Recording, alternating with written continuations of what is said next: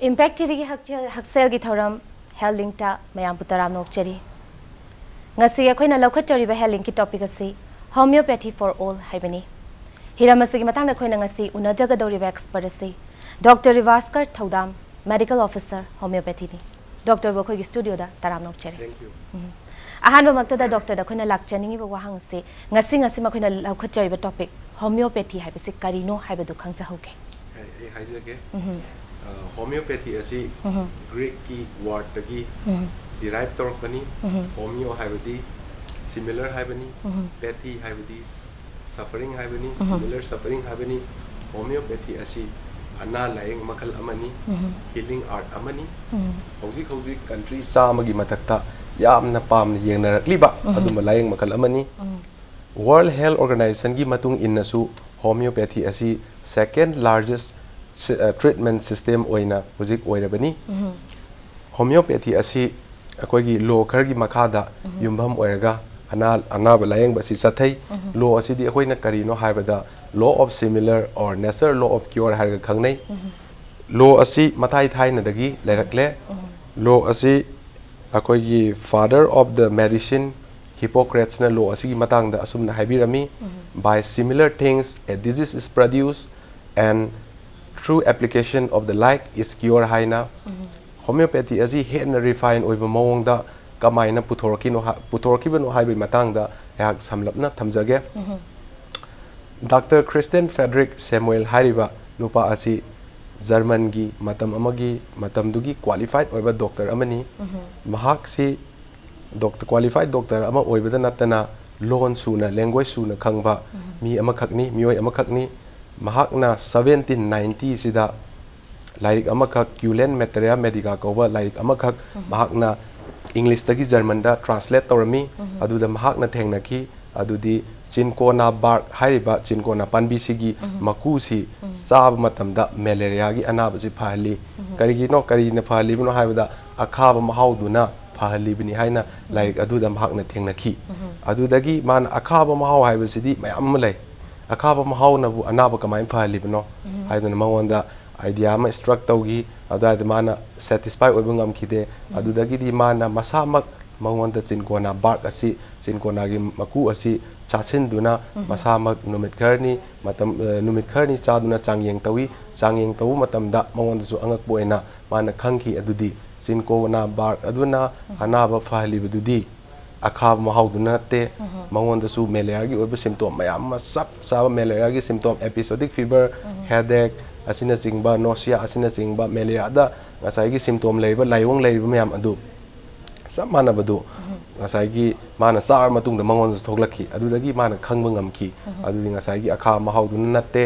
sai phali basi ngasai gi mangonda su ngasai gi hidak aduna chinkona bak aduna aduga sab mana ba layong adu puthokpa ngambagi ni haina mahakna khangaki adudagi di mana sahi taruk sagna mana magi masada amadi masababa mioi kaya amada sangyeng tawduna yengla matung asida sahi taruk layer matung sida 1796 asida mana new system of treatment ama puthoki treatment asigi maming mahakna homeopathy haina thonbiki aduga mahak asi aikoi mayamna father of the homeopathy haina khangnaki animal asi aduga akoigi treatment asi homeopathy ki treatment asi principle kharagi makha da layeng zabani principle asi adugi matik maru oi adun akoina cardinal principle natragan akoina fundamental principle hairga khangnai asagi principle sing asidi ai amam tang oina tapna dum haijarake ahamba principle asi akoina law of similia hairga khangnai law of similia haibadi similia similibus curenter haibani haibadi like cure like haibani masi maitai lon da hairgana asabana asababu lokpa haibani yamna samba khudam laiba khudam ama oina hairabada aikoigi restaurant na hotel da matam kuina sangna cook oiraba season cook amana magi makhut si maina poki matam da mai du dang ha yairaga fahalami masi araiba example amani ani suba principle asina karino hai matam da akoigi law of simplex harga khangnai haibadi one remedy at a time haibani hidak pi matamda hidak ama khatang matam amtada at one time hidak ama khatang pi gadabne haibani aduga ahum subasina akoina law of minimum hai law of minimum haibadi apikpa small dose habani apikpa small dose asibu akoina homeopathically sumain describe tawi khwaidagi pikpa hidak ki saruk yawba ana budi phanba ngam adubu akoina minimum dose natraga small dose haina khangnei small dose asi sinabagi kanaba minimum dose sinabai kanaba kayamarum laikre adu aina samlapna pallab matamda saigi minimum dose sinab matamda aikoina yamna mild oiba yamna gentle oiba yamna finer oiba cure ma porpa ngami adunani akoina minimum dose sinaribasi aduga mari suba principle asidi akoina doctrine of drug proving hai homeopathy doctrine of drug proving hai kaino hai samnangna thamjage drug proving hai badi masapa miyoibada hidak pizaduna hidak adugi changyeng tawba adubuni homeopathy hidak mayam si being akoi anaba da thari mayam si hana healthy human beings ta masapa miyoida hana loina mak changyeng tawr matung da thari bani masi kanaba kyam amalai haibadi sad akoina animals ta proof tawba targadi asagi magi subjective symptom haibadi magi patient adugi masada phawriba magi apam pam dana chingba asumba mayam si phangba ngamde adugi mathakta asagi mind gi symptom homeopathy na treat taw matamda magi anaba du natana magi mind body and spirit apumba si treat tawi aduna mana magi mind symptom si yam dakar thai mind symptom asi kai di phangi hai matamda asagi healthy human being the proof tawgadi mind gi symptom adu phangi manga suba sidi akoi gi theory of chronic disease kawi chronic disease sidi mayam na su hena thoidona khangbire khangnaram lagani chronic disease asidi adubu homeopathy gi angle dagidi chronic disease asi karina tholak ma hai matamda chronic miasm hai jina thola ine chronic miasm hai basi karino hai basi ei makhada adum thamjarake adubu chronic disease hai basi karino hai basi ei samlapna haijage chronic disease asi naba matamda yam gradual eina kuina matam kuina changi naba horku matamda masi punsiga sagon nagali life long suffering oi adudagidi masi generation amada la laga puduna chatli masi homeopathy hidak saba targadi kokhan ngami asida sunatana chronic disease asida di akogi homeopathy dadi vital force hai masagi pangal na ngakthok chaba ngamba phanba ngamba adumagi energy asina phanba ngamde hidak sadragadi aduga chronic disease asidi yengthokta na thamaba nataga suppress torga thamagadi hena poloidadi afaba oirakte chronic disease asi akoina chawrakna hum thokna yengba yai ham asidi akoina false chronic disease natraga pseudo chronic disease hai karigino hai matamda saigi chronic disease asi maintaining cause amna thohali isam samba oi khudam ama oina hai matamda asma naba miyoi amada mana so law phom amda leiraba inil ka phom amda leiraba inil ka absina mai pakna da allergen oiraba onda pakna draba adu ai targa hidak phajana phaidak phadam sar suma fazana mapum phana cure oiba radically cure oiba mara phukna phabanga moi hidak sa targa su asagi magi maintaining cost dai ma tholak tribo akang mo hom da hong dok tribo masi some example amani ani suba types of chronic disease asina akoina artificial chronic disease haina khangnei ahum suba sina akoina true chronic disease haira khangnei true chronic disease asi chronic miasm asina tholakpani miasm asi makal ahum tong khaidoi sora syphilis psychosis haina adu miasm haibasi aina hairaga su mayamna miasm haibasi karino haibasi angtang thamjage miasm haibasi di greek ki word miasma haibasi dagi derive torpani miasm haibasi akoina isam sambida sumaina haiba yai dynamic disease producing power which affect the human organism haina akoina maitai lon da hairaga na miasm haibasi laithung makak laiman makak haibani haibadi miasm asi mioi bana laiku lairai da lairingai dagi pathang puthang dagi loina duna laklaba sagonarga laklaba adumba laina sing adubu akoina miasm hai miasm asi lokthok pasibu akoina homeopathy gi treatment da miasmatic treatment haina kawi aduga true chronic disease ama akoina mapung phana mara phukna radically cure taw matamda asai miasmatic treatment se tawba yam mathau tai aduga asai chronic disease asigi matang asi theory asi lakibasi asumna tawbani Dr. Henneman sina mana thengna ki adudi acute disease case kai sidi hidak amungtang sabaga adum phagiba awraktaba chronic disease sidi hidak sarga sari ge phaba natraga na khara lerga mo horakpa sumbasi thengna ki mana aduna ma masamak se achauba layeng bada achauba maithi bam nangki aduna mana sahi tarani thoi chupna mana thijala matungda experiment kaya amdi observation kaya ama tawro matungda saigi chronic disease asi miazam asina tholakbani haiduna mana conclusion da admaina taki aduga akogi taruk subasina theory of vital force high theory of vital force habidi aina ngasai sumang da panjagre vital force habidi masa da yaujaba energy ni immaterial energy ni anaba dubu masa matom da ngaktok jaba ngamba amadi mana naba phanba ngamba matom da adu makal energy adu akoina vital force haina kawi vital force asina mioi bagi sensation function normal function myamsi maintain tawribani vital force asi henna samba mongda khangna hairgadi akoi mi ahum khak nungdang atheng bada thokure yam ing ba hing amada hanjala kum matam dadi nongal matam dadi mi amadi nare ani amadi na haudre nari ba mi sak adu vital force son badagi hain akoi logani aduna vital force asi 8 takna swai dong thamge aduga akon bagi sina akoina doctrine of drug dynamization hai doctrine of drug dynamization habisi process amakakni karamba process no hai matam da akoi gi any medical property state ma substance ama magi crude state natraga latent state da laribedo active form da transform torpase on torpase aduga ma curative power hangle lakpase si akoina drug dynamization haina kawi drug dynamization natra potentization haina su akoina khangnei akoi gi homeopathy gi hidak sing asi panbi amadi mana masing kingdom dagi dang sungde animal kingdom dagi su sungi mineral kingdom dagi su sungi sidagi hendoktana aikoina hen haibada sarcots nosots imponderabilia asina chingba mayam malai asidagi su hidak sing asi sungi asi harga ai ton ten takna homeopathy gi matang asi loisinjar makata abda khoina mulak cheninge sina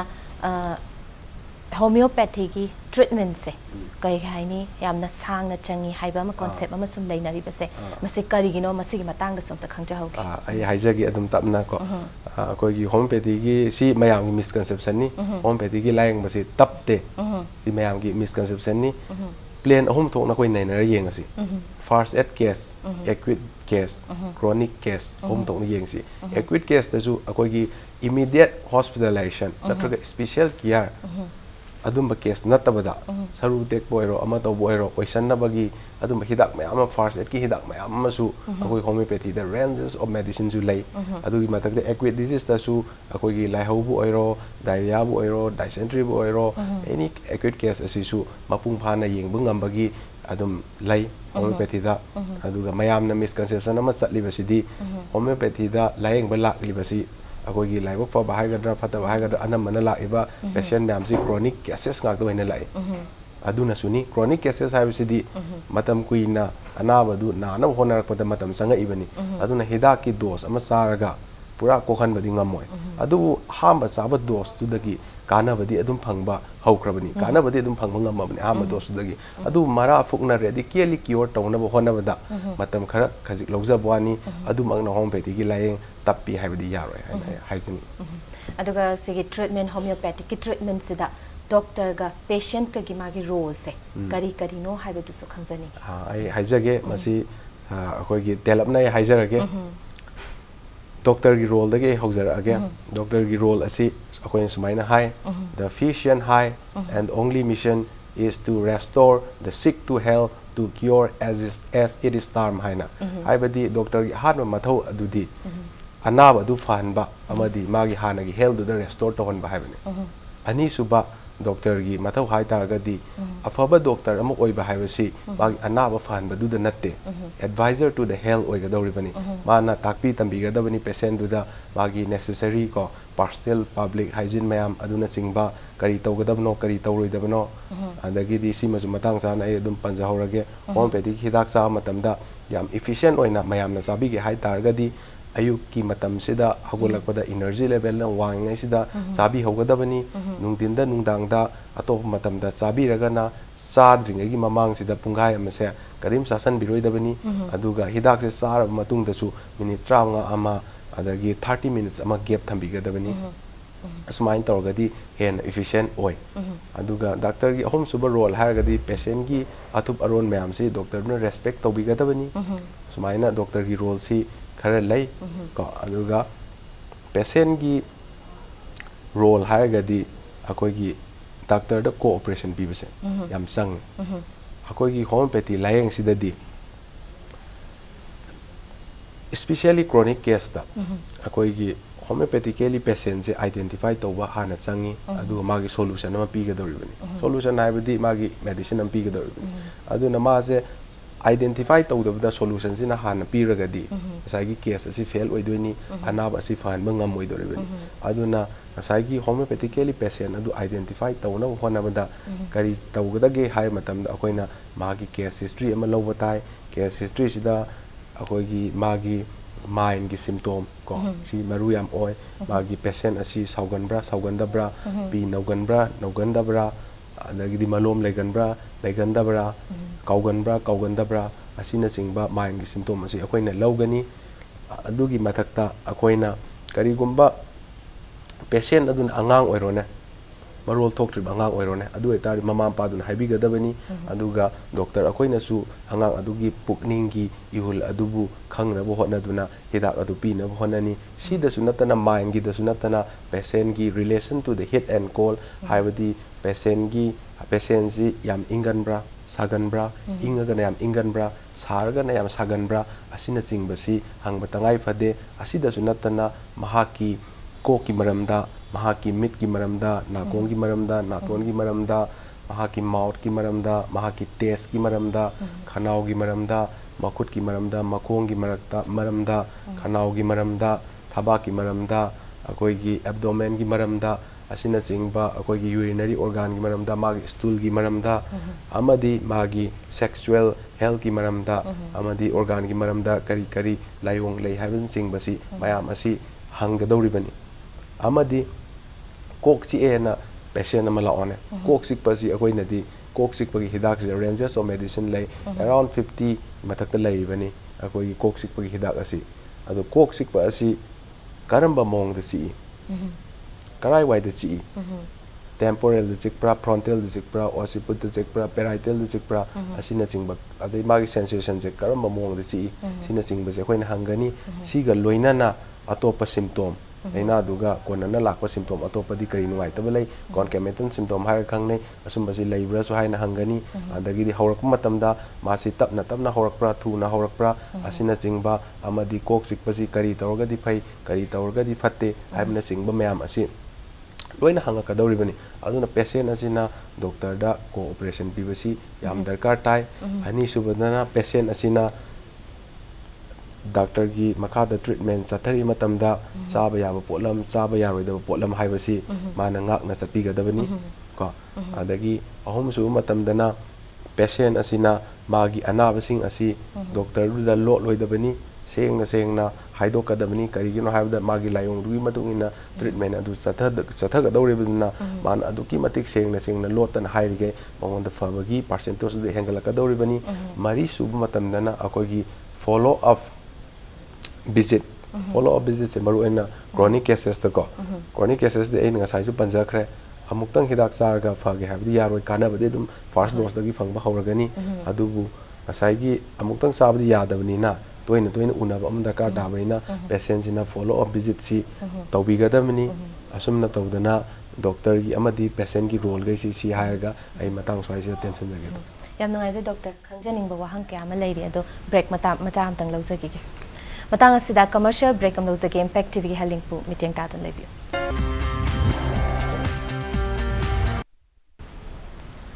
break ki matung da dong gi hospital Bidyarani Thingujam na mayam butaram na okcheri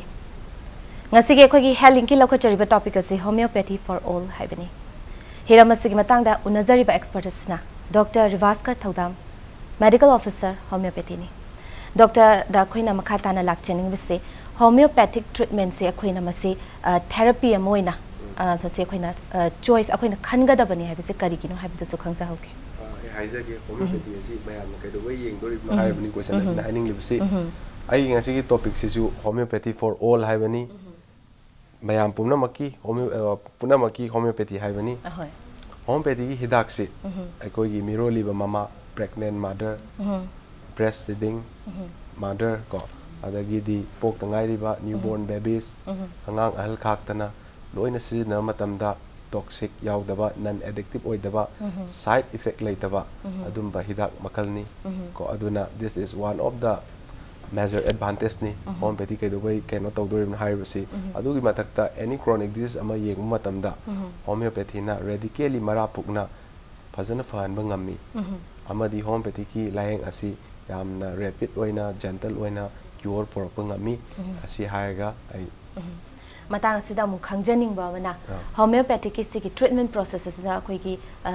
diagnostic investigation sise mathau ta bra haibe dos khangja hoke diagnostic investigation si mathau yam tai si misconception ama mayam na dilai homeopathy treatment tong matamda akoi ki ancillary facilities radiological bu oiro lab investigation bu oiro biochemical bu oiro ko akoi ki suma mayam asi loina ba darkar tai bio sigi mayam se investigation mayam to bu mayam darkar tai kai gino hai matamda ai point amani da haijage ha matamda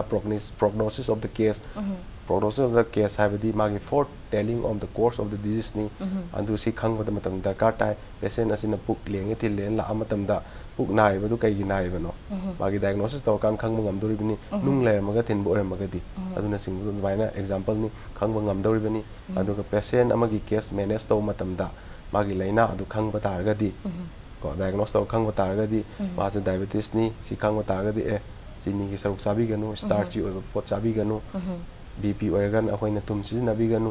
si tawbiu na advice mayam pibusu manage to budu kanai adugi matakta su akoina to know the curability of the case case asi cure tawba ngamba case la natabra sina singba line of treatment mode of treatment sida su loina kana ko natana patient asina kaigumba launa kan belena infectious disease the naram oi targadi patient asi nang nari basi launa kan belena ni nang matam khardi sumain tawga si taw sumain taw haibana singba advice mayam su pi bayai aduna masi yamna tangai fadaba darkar tabani haina haijani the makata bada khoina mulak cheningi sina if karigumba sigi drugs se mi mana any chamba kay mi mana hekta consume to giba taragadi he na chasan giba taragadi mase akhoina masai sida yum da bu oiro mafam amada bu oiro khoina lokhat kadaba process se procedure se kaino kari tauraga he na chasan gi tari kari tauraga section thorang do khakani ha masi yam fazaba question ni masi thok tab sunate angang dan he na thok libani angang di thummi hawina homeopathy hidak se pulap sasan gi case su ai samak na thengnarabani masi case tu gi matu ngili the case may be fatal or not according to time condition and nature of the gi medicine ko adubu masai gi mamam pa na su hidak singai se section na thamjan bigadabani angang na ekta chaba phangoi da mafam amda ko line phangoi da mafam amda adubu kari gumba sasan gi ba thok le haragadi tawba yabasi akoigi qualified homeopathic practitioner amagi manakta chatlaga hidak adugi mana sasan gi hidak maming adudi puba tare adugi mahu hatpa ngamba antidote medicine ma soina gi pirakani adumaina antidote tok piragadi adudagi lakadaba harmful effect mayam adudagi naktok ngami the makata bada mulak cheningi sina placebo therapy habse karino adu masi homeopathy se placebo therapy oibra habdu su khanja hoge placebo haibadi medicinal properties and the what haibani homeopathy di placebo therapy natte homeopathy is far above the placebo therapy akoi gi scientific double blind studies haiba malai masina su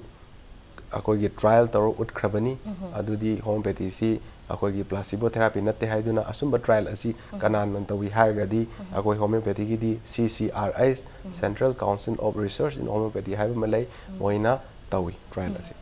aduga Manipur da hozi lying sigi magi kai haini magi thak ama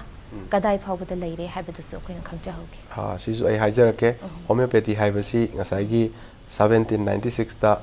horakpani yamna nauriba layeng makalamani haiba yai kuidribani adubu kuidriba matam asida ahongba mayam amadi porakle Manipur da su hoji homeopathy gi treatment si mayamna yamna pamna yengkhanarpa aduma layeng makhal amani haiba matamda haiman mathok loi haina lawjage masi hujik mak magi level sina Manipur da dominate tawba natraga su ma yam phajana miyamna pamna adum yengna liba layeng makhal ne anthamjage duga matam suloi sale doctor dagi homeopathy gi ngasi lokhaliba topic sigi matangda doctor na koi gi viewer mayam da message ama pibi message si haijage an ounce of prevention is better than a pound of cure haibani aduna nahandaba na da yektana hona basina khwayamna tangai fade adugi matakta machi oba chinjak sabiyu afaba chinjak achamba chinjak sabiyu amadi nongmagi nghaktang orju exercise tobiyu haksang phaba haibasina miyoibagi athoiba lanni ha message ase hak tamjak yam nungai je doctor na ngasi mamal yamna ba homeopathic treatment ki matang yamna akoida khangjaning ba myam ma khangban biram gi dakta thagat chari thank you matang asida impact tv gi healing loisin jare ngasi gi damakta de adong gi hospital ni thingujamna punamak te gi kaina na ba ya thangni jari binabirasi